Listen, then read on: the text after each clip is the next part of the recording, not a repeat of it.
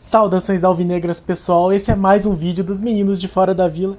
Eu sou Danilo Rattori, trazendo aqui novamente o nosso tradicional giro de notícias, a maneira mais rápida, fácil, prática e eficiente para você ficar por dentro de tudo que está acontecendo com os resultados da base, com notícias e rumores de voltas de jogadores, de contratações e das sereias da Vila, que são também muito importantes e muito interessantes aqui para o torcedor santista. Antes de começar, lembro a vocês que ainda não é inscrito no canal, por gentileza se inscreva. Estamos aí preparando já algumas novidades para as pessoas que são inscritas no canal e nos seguem lá no nosso Instagram. E deixe seu comentário, deixe seu like para a gente até saber o que está sendo bem trabalhado, o que vocês gostam de ouvir e para a gente poder interagir, que é a ideia desse canal, certo? Então vamos trazendo aqui as nossas notícias, começando pela base, que é o mata-mata mais interessante.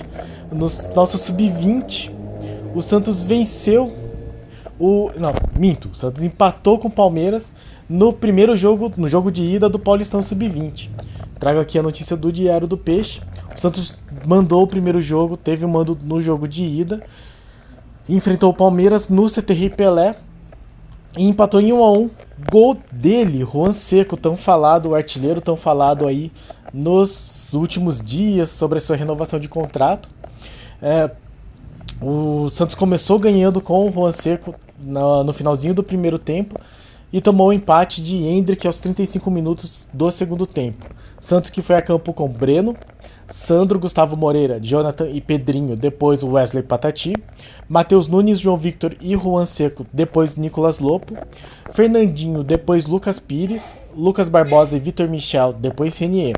O técnico é o Thiago Macedo, e com isso o Santos aí continua na mesma situação, precisa vencer o próximo jogo para se classificar ou empatar e ganhar nos pênaltis. Caso de derrota será eliminado. O jogo de volta é domingo, agora dia 5, às 3 da tarde, com transmissões aí todos da Federação Paulista, né? Eleven, Sports, YouTube e no Paulistão Play. Juan Seco, que foi objeto de muita especulação, inclusive foi se falado muito de como o Santos teria dito que não teria condições de pagar os 700 mil reais que o Flamengo de Guarulhos exige para a compra do jogador. Durante a semana, o Andrés Rueda deu uma entrevista para o Diário do Peixe e informou que sim, ele será comprado, o Juan Seco deve ser adquirido aí pelo Santos. E ele falou que obviamente será contratado, ele falou que até nessa coisa de tino de negociador, ele tentou fechar aí o melhor negócio para o Santos, tentar baixar um pouco o preço, mas que até 31 de dezembro tá tudo certo, o valor tá certo, os salários estão certos, então o Juan Seco deve seguir aí no Santos, que não vai ter o Sub-23, né? Já tá meio que garantido que não vai ter o Sub-23, então o Juan Seco deve subir pro profissional, porque se eu não me engano ele já tem 20 anos, então ele não poderia continuar no Sub-20 no ano que vem. Não sei se para a Copa São Paulo de Futebol Júnior como funcionaria, não tenho certeza, mas ele deve acabar subindo para o profissional.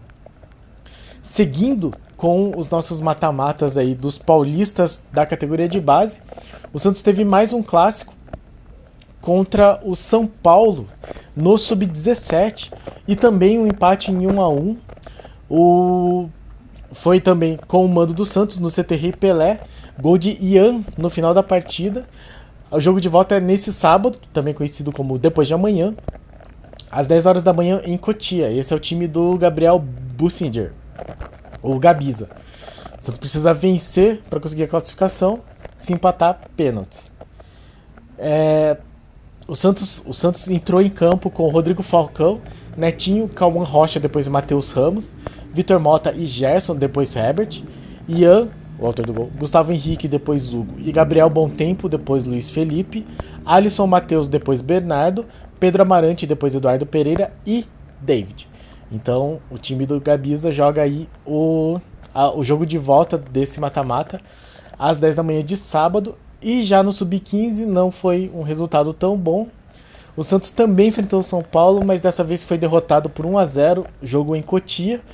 Também no sábado, esse Sub-15 e Sub-17 são meio casados, acabou de ser inclusive o mesmo adversário. O Santos entra em campo às 3 da tarde do sábado contra o São Paulo no CT Rei Pelé. Santos que perdeu esse jogo foi a campo com Gustavo Casanova, João Sherman, João Alencar, depois Diego Santos, Samuel e João Victor Souza, Lenin, Everton, depois Cauã Christian e Matheus Lima, Eduardo Felipe, Rodrigo César, depois Paulo Vitor e Arthur, depois Pepe Firmino. Então, o Santos com 2 decisões no sábado do Sub-15 e Sub-17 e uma decisão no domingo do Sub-20. Um dado interessante que o Diário do Peixe traz aqui, o Santos é um dos únicos 3 clubes que conseguiram chegar nas quartas de final nas 3 categorias de base do Paulista. Então, no Sub-20, no Sub-15 e no Sub-17, o Santos está aí entre os 3 times que ainda estão vivos na competição. Os outros 2 são Palmeiras e a Ferroviária, o São Paulo foi eliminado no Sub-20, o Corinthians foi eliminado no Sub-15. Então eles seguem aí nas outras competições, mas já foram eliminados nesse. É interessante porque são as categorias de base que foram muito criticadas, em especial no começo da gestão Rueda, mas desde a época do Pérez já tinha muita crítica pelo baixo desempenho, pela falta de resultados e até por não conseguir revelar tantos jogadores. Então eu acho que dentro desse contexto e acompanhando mais um pouco essa base, vai ser interessante de vê-los na Copa São Paulo de Futebol Júnior, que é uma grande vitrine e que nós vamos acabar acompanhando porque não vai ter Paulistão ainda iniciado. Então, sábado, jogos do Sub-15 e do Sub-17. Domingo, jogo do Sub-20. O Santos Profissional joga apenas na segunda-feira e muita coisa pode acontecer até lá no Campeonato Brasileiro. Falando das Sereinhas, agora uma notícia ruim. As Sereinhas foram derrotadas nos pênaltis e foram eliminadas do Paulista Sub-17. Perdeu para o São Paulo por 5-3 nos pênaltis, então a sina de pênaltis, de disputa de pênaltis, seguindo aí até as categorias de base femininas. Então o Santos tinha conseguido um empate em 2-2 no tempo normal e foi eliminado. Os gols do Santos foram de Ana Luísa e Nicole Marussi. Para ter jogo da categoria de base de volta, começam em dezembro agora a Liga de Desenvolvimento da CBF, informações aqui do Diário do Peixe, categoria Sub-14 e Sub-16, que começa na segunda-feira, dia 6. Então, segunda-feira, dia 6, as categorias de base das Sereias voltam a campo. O Santos, que começou perdendo, empatou, tomou o gol e aí empatou de novo com Nicole Marussi e depois perdeu nos pênaltis. Santos que foi a campo com Madu Valente no gol, Bárbara Cusual, depois Duda Rebelo, Sassá, Giovanna Tolesani e Mirelle Torres, depois Maria Antônia, Laura Valverde, Marzia Coutinho e Ana Luísa, Júlia Delprá, depois Isabelle Viana, Gi Fernandes e Nicole Marussi, o time da técnica Sandra Santos. Então, Sereinhas do Sub-17 eliminadas do Paulista. E agora falando um pouco de alguns rumores que surgiram. O Santos teve a volta... Isso não são rumores, né? O Santos teve a volta de 4 jogadores que tiveram o contrato reativado e são eles: Alanzinho, que estava no Guarani, Guilherme Nunes, que era reserva no Náutico, que jogou aqui no Paraná, jogou na Portuguesa também, e ele até foi mais ou menos bem na Portuguesa, marcou relativamente bastante gols. Rodrigão, sim, o atacante e centroavante, que foi titular da Ponte Preta, mas não jogou tão bem como de costume. E Thailson, que estava no Náutico e era reserva, e que já tinha jogado no Coritiba muito mal. O Thailson ainda tem uns rumores de que ele está sendo sondado por times do exterior. Não sei o que esperar. São 4 jogadores bastante medíocres, assim, no sentido de serem medianos para baixo, né? Possivelmente faremos um vídeo aí no futuro para discutir um pouco mais sobre a situação desses 4 jogadores e de outros jogadores como o Felipe Cardoso, que também deve voltar em breve. Esses jogadores, o Romário, que voltou hoje, se eu não me engano, do empréstimo pro Coritiba. Então, jogadores aí que acabam inchando a folha salarial do Santos, e vai ser interessante para nós observarmos como que essa diretoria vai se movimentar com relação a eles. E sobre os rumores, primeiramente falando do Carille, nós vamos fazer um vídeo especificamente falando sobre o Carille, o que nós achamos e o que deve acontecer, mas ele deu uma entrevista recentemente, até teve um burburinho porque ele entregou o apartamento de Santos, e aí ficou assim, tipo, ele entregou, então ele possivelmente já sabe que não continua no ano que vem, mas não era isso, é porque o apartamento acho que era de uma amiga que tava voltando de viagem, tinha deixado pra ele, então ele já tava combinado que ia entregar as chaves mesmo, parece que ele tá morando no CT Rei Pelé. Ele deu uma entrevista pro Band Esportes falando de uma maneira assim, já pensando em seguir no Santos, muito interessante também pensar nisso. Ele deu. Pego aqui até o Diário do Peixe que transcreveu, sim, falando que é o momento de falar com o Santos sobre 2022. A gente lembra que pela situação muito difícil que nós passamos, não se estava querendo falar sobre um planejamento ou sobre já 2022, até pela incerteza de permanência na Série A.